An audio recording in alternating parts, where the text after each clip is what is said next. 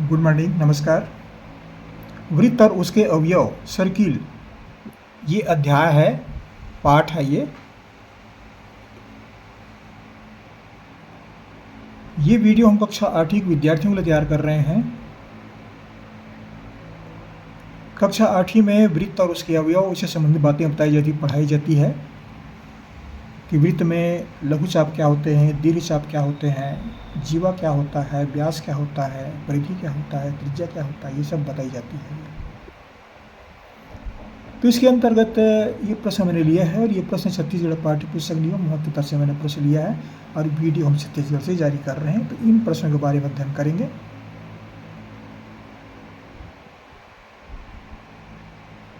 क्या प्रश्न दिए हैं? लघु वृत्तखंड का कोण खाली स्थान है। लघु वृत्तखंड का कोण खाली स्थान है।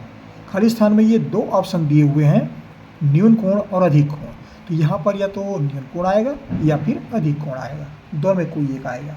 तो क्या आएगा ये पता करना है। तो इसको हम चित्र के माध्यम से पता करते हैं। ये मान लो एक वृत्त है। इस वृत्त को मैं मिला देता हूँ। लघु वृत्तखंड और दीर्घ वृत्तखंड किसको कहते हैं ये पता चलेगा।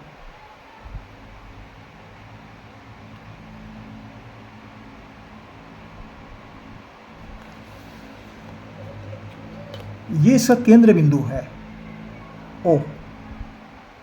तो केंद्र बिंदु के नीचे वाला भाग, इधर का भाग, ये कहलाएगा, मतलब ये भाग, ये पूरा भाग, ये लघु वृत्तखंड कहलाएगा। और इस रेखा के ऊपर वाला भाग, ये पूरा भाग, ये दीर्घ वृत्तखंड कहलाएगा। यहाँ से भाग, जहाँ से पैर रखना हो, इससे चलते आएंगे, यहाँ तक पहुँचेंगे, ए से लेकर के बी तक की दूरी, तो ये कहलाएगा लघु वृत्तखंड। और ए से लेकर के इस तरह चलते जाएंगे, जहाँ पर पैर रख रहा हूँ मैं, इतनी दूरी, तो ये दीर्घ वृत्तखंड कहलाएगा। इधर का भाग पूरा ये दीर्घ वृत्तखंड है और इधर का भाग ये लघु वृत्तखंड है, जहाँ मैं पैर रख रहा हूँ मैं। तो क्या कह रहे हैं कि लघु वृत्तखंड का कोण, ये लघु वृत्तखंड है, ये भाग लघु वृत्तखंड है, इतना भाग जहाँ पैर रखा हूँ मैं, का कोण न्यून कोण होता है कि अधिक कोण होता है। तो इस चाप द्वारा जो कोण बनेंगे, इसमें कहीं पर भी रेखा खींचे, अगर चाहे इसको ही मिला दें या कहीं से ही मिला दें, तो ये इस भाग से छोटा ही रहेगा। ये न्यून कोण बनता है। ये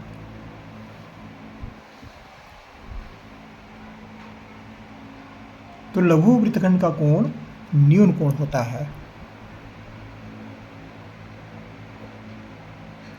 न्यून कोण का अर्थ ये है, आशा ये है कि वह कोण जो 90 अंश से कम हो, तो वह न्यून कोण कहलाता है। अब यहाँ पर अधिक कोण आते हैं।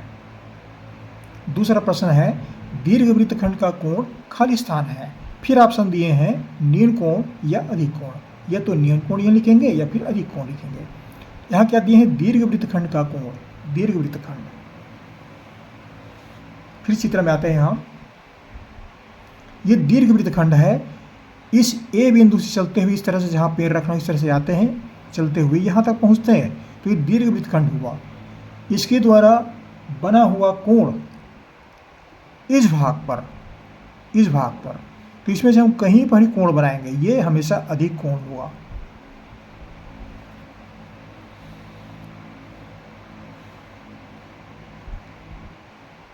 तो यहाँ पर उत्तर हम लिखेंगे अधिक कोण।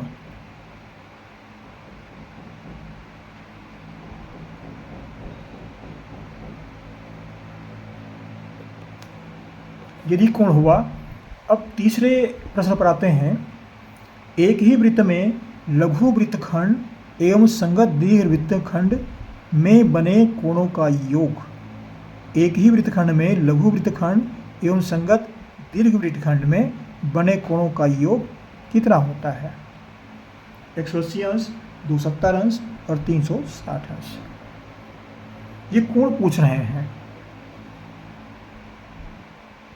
ये कोण पूछ रहे हैं तो मिला देते हैं, इसको भी देख लेते हैं। ये एक उदाहरण के लिए बना रहा हूँ मैं इस तरह से।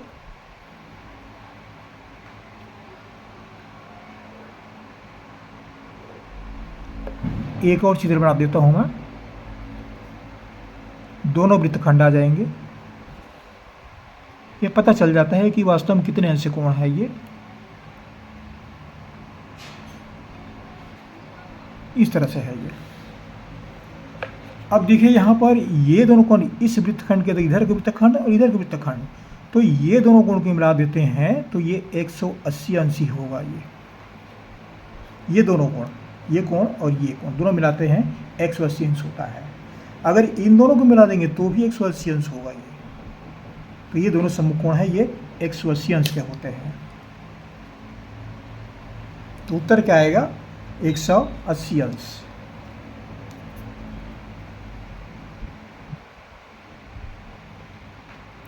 इस तरह से दीर्घ वृत्तखंड, लघु वृत्तखंड, इससे संबंधित जो प्रश्न हैं वे आसानी से समझ सकते हैं।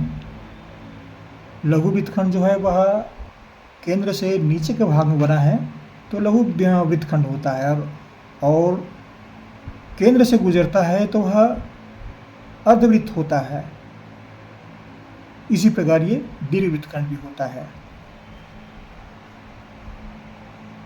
एक कक्षा 8वीं विद्यार्थियों के लिए था। जहाँ से पढ़ रहे हैं जरूर कमेंट्स कीजिए कहाँ से पढ़ रहे हैं, बताया करें भाई। आप लोग पढ़ने में बताने में खुशी होती है। आप लोग पढ़ते हैं तो बता दिया करें सर हम यहाँ से पढ़ रहे हैं, क्या दिक्कत है समझने में, हम भी समझ लेंगे, पढ़ लेंगे भाई। आपके लिए सूचना मिल जाती है हमारे पास, बता दिया करें। आपको हमारी ये शुभकामनाएं, पढ़ते रहिए। अगली वीडियो में फिर मुलाकात होगी, फिर पढ़ेंगे आपके लिए, फिर एक नया वीडियो लेकर आएंगे। थैंक यू, पढ़ते रहिए।